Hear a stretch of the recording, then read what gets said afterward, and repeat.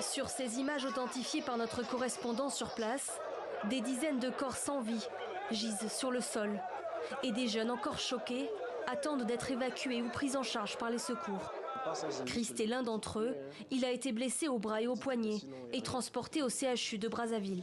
C'est juste la foule qui s'est empressée devant le portail. Et puis les gens étaient tellement nombreux qu'on ne pouvait pas tous rentrer. Et puis les autres sont tombés et puis les autres marchaient sur les autres. C'est ce qui a causé l'accident que vous avez pu constater. L'incident a eu lieu dans la nuit de lundi à mardi après 23 heures. Dans ce stade en plein cœur de Brazzaville, l'armée a organisé depuis la semaine dernière une opération de recrutement. Des milliers de Congolais âgés de 18 à 25 ans avaient répondu à l'appel. Mais ce lundi soir, des candidats fatigués d'attendre à l'extérieur du stade demandent à entrer. Un portail aurait été ouvert par un agent de sécurité, selon un officiel de l'armée congolaise. S'ensuit alors un gigantesque mouvement de foule.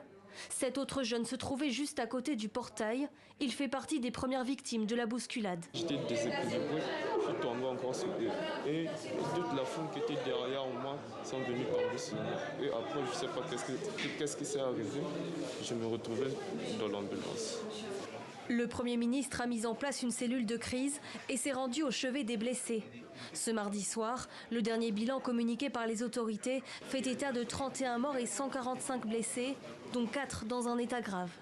Un jour de deuil national avec mise en berne des drapeaux, fermeture des bars, dancing, débit de boissons et lieux festifs est décrété. Ce jour de deuil national se déroulera demain mercredi. Une enquête judiciaire a été ouverte par le procureur de la République. L'armée congolaise, de son côté, a annoncé que les opérations de recrutement à Brazzaville sont suspendues jusqu'à nouvel ordre.